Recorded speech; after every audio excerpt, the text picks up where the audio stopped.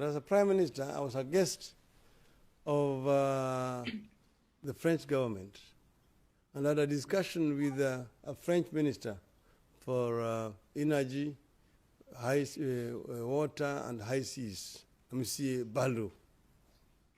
And while I was having a discussion with Monsieur Balou, he surprised me.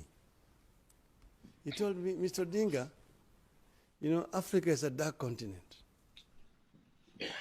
I asked him, what does this man, what do you mean?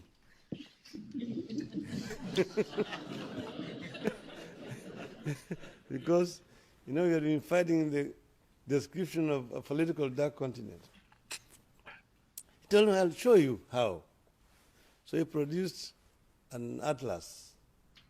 He showed me, look, this is how Europe looked like at night from the satellite. So you could see the European city lit, all the places, there are light everywhere. Then he produced another map. He said, this is how Africa looked like at night from the satellite. In Africa, you could see some light in the south there, and then nothing else, and later in Egypt there, but nothing else in the rest of the continent. So he said, when Europe is working at night, Africa is dead asleep. No wonder you have a very high rate of population. That's all that.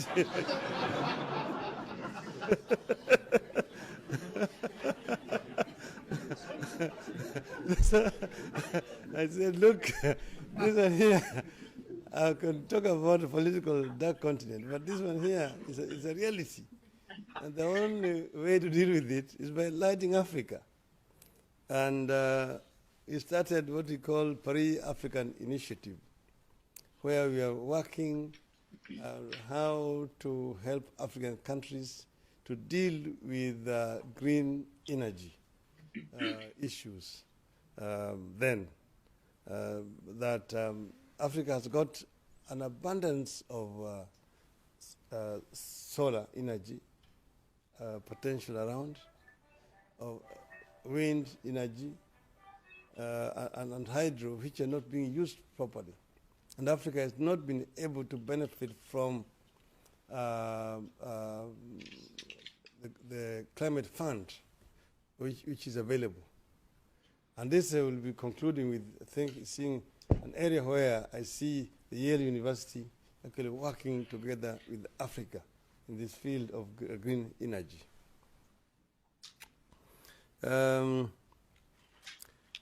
There's need for more action to ensure the flow of FDIs to finance Africa's infrastructure deficit. Here, I can mention what I usually call the elephant in the room, which is China. Everybody talks about China. Now, I've been saying that China is in Africa not to help to develop Africa. China is in Africa for Chinese own strategic self-interest. And every country acts usually in its own strategic self-interest. So China is filling a vacuum which has been left away by traditional African traditional partners in developing Africa's infrastructure. It's helping Africa to develop the ports, the railways, the roads, the airports, in exchange for Africa's raw materials, and so on. So it is not like something that is altruistic to basically just help Africa.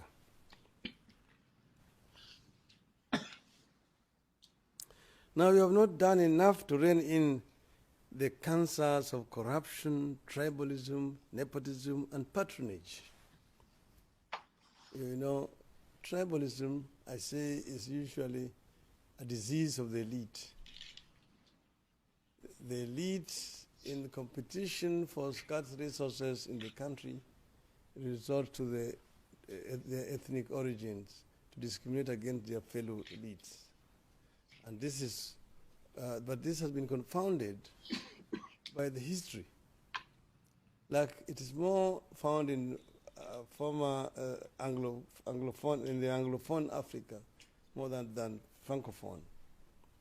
Because the British, in pursuit of their policy of divide and rule, at the sunset of their rule, were trying to bring communities against each other. And that is what has actually survived even in the post-colonial era in Africa. But also it has to do with the leadership that took over power in most of these African countries.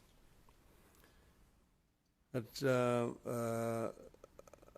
I have mentioned also the consolidation of power after independence, when the opposition was extinguished. Then there were no checks and balances in the system, and corruption became center stage. And the leadership surrounded itself by the elite from its own ethnic community. So corruption became a vogue, order of the day. Corruption, by the way, exists virtually everywhere. The oldest crime, even even you find it in the Bible. But even in this country, there's corruption. The only difference is that if it is detected, then something is done about it. So I'm talking about systemic corruption, which you found in some of the African countries. So we say it's something that we must confront directly, because corruption diverts resources from the public coffer to private hands. And it must be managed. I keep on giving an example of an African minister of roads who went on a tour to visit he was invited by his Malaysian counterpart to visit Malaysia. So when he went there, he was taken around the country, he was shown around the roads, and the roads were very well done, very well, highly tarmacked, nice dual carriage highways. In the evening, he was invited for dinner in the residence of his host. And when he came in, the compound was a 1 acre compound, nicely done lawn. There was a nice swimming pool. And inside the house, the lounge was nice sofa set. Everything was neatly done. So he asked his host, how did you achieve all this? And the host took him to the balcony and showed him a highway somewhere and said, you see that road there? Yes. He said, 10% here. So 1 year later, it was the turn for the Malaysian minister to pay his African minister a return visit. When he went, again he was taken around to look at the roads, and the roads were in very poor state. Even those which had been tarmacked were potholes. Some of them were earth roads. Then in the evening, he was invited for dinner at the residence of his host. And when he came in here, he found it was a 5 acre compound. And next to it, there was a golf course. And then inside here, there was an Olympic-sized swimming pool. Then the sofa sets were all imported from Europe. The China was all imported, very expensive. So he asked his counterpart, how did you achieve all this? He was taken to the balcony. And he was shown that road there. The Malaysian could see no road. Then the gentleman said, 100%, yeah.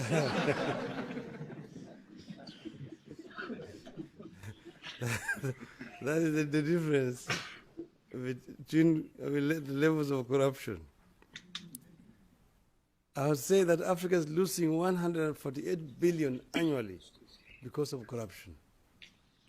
The amount is equivalent to 25% of Africa's gross domestic product. Corruption is responsible for the increase in the cost of goods in Africa by 20%, as corrupt public officials receive between 20 and 40 billion in bribes annually, which is equivalent to 20 to 40% of official development assistance. We must tackle inequality as a matter of priority. Inequality and lack of opportunities for those at the bottom threatens the future of everyone and can actually bring down nations. Without attention to the issue of equity, growth will continue being mistaken for progress, and Africa's journey to the future shall remain uncertain. There are some disturbing signs in this regard, and we can see, I've seen some of these wars in Central African Republic, in Mali, South Sudan. Then we had the Arab Spring in Tunisia and Egypt.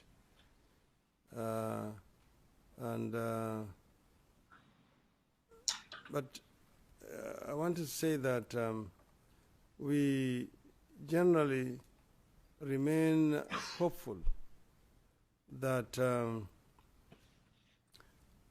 despite some of those setbacks, a lot of progress has been made on the continent, and a lot still requires to be done.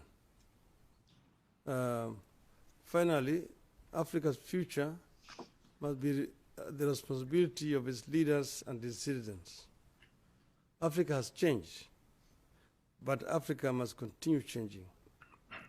The change must be fast, broad, and deep enough to match the rest of the world and the expectations of our young people. Experiences of the past 20 years have shown us what works and what does not. So we have a reason not to fail again.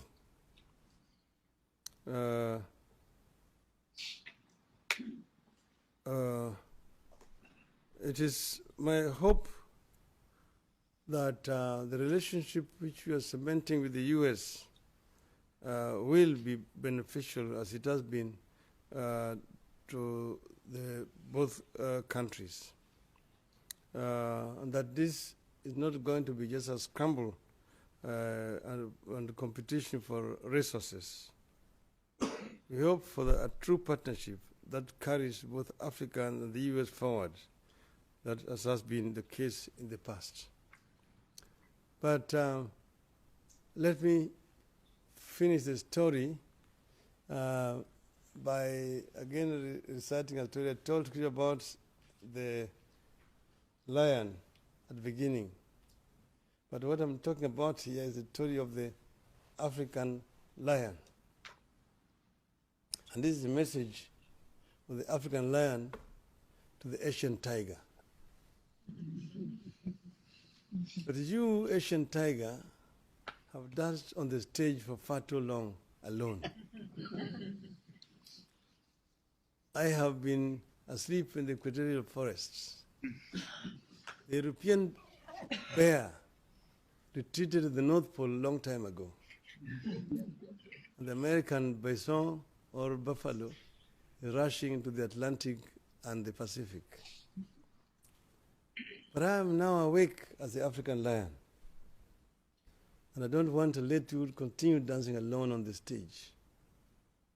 I'm bounded by the mighty rivers Nile, the Congo, the Gambia,